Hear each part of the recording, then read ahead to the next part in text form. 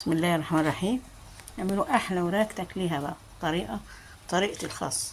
ادي بصل عليه فلفل وملح وروزماري. خلاص. وادي بقيه التتبيله نحطها في الشوربه. ادي روزماري، ورق لوري، وزعتر، وبابريكا، وكاري، وكركم. تمام. ناخد البصل دوت ونتبله بيها الوراك الجميله دهيت. تمام. اول هنمرط البصل ده كله مع بعضه كده بالملح والفلفل والروزماري كده، امرطيه حلو كده. ماشي. تاخدي بقى حطي في الوراك المستعجلين يعني، ده المفروض تتبل يعني قبليها. خلاص. تحطي بقى في الوراك كده، تعملها احلى مساج. ما في ايه اللي بيحصل.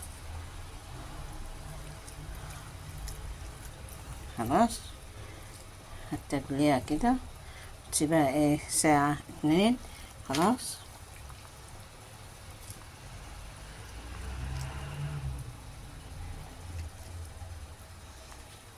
بعد ما تتبليها هتحطيها في الحلة بحتة ليا كده وخيط زيت وتحمريها.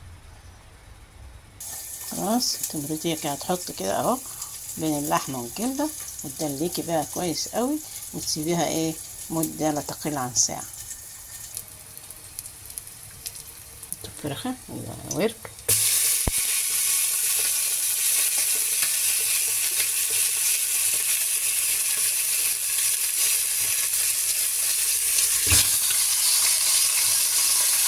نسيبهم بقى يتحمروا كويس قوي، وننزلوا اللي فيهم نزلوا البهارات بتاعتها، روزماري وورق لوري وزعتر وبابريكا وكركم وكاري، وممكن نحط اللي هي بهارات الفراخ وبهارات اللحم.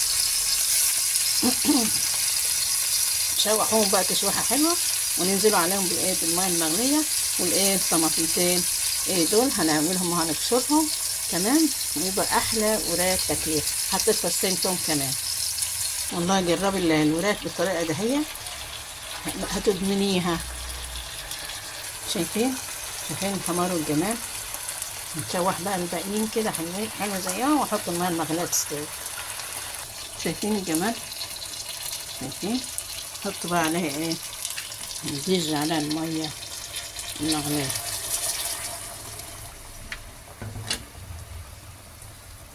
وقيت البصل الطماطم.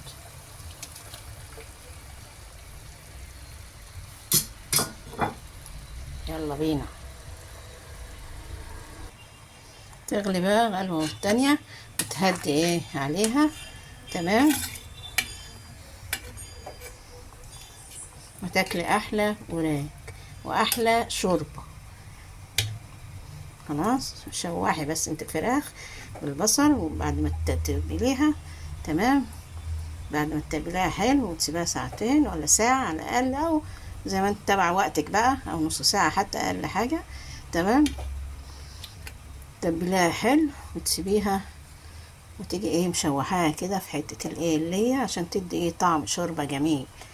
مش هقولك فراخ مرضوش يشربوا منها. والله عملتها كده بنتي، يا الله شربت ايدي.